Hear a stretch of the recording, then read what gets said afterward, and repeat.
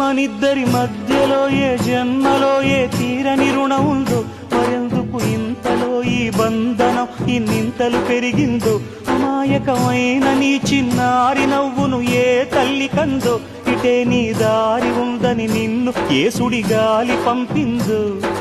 పాపం పుణ్యం దేవుడికెరుక, పేదకు దొరికిన బంగారు కణిక, పాలు వెన్నా లేవని అనక ప్రేమను తాగి పెరగవె చిలక.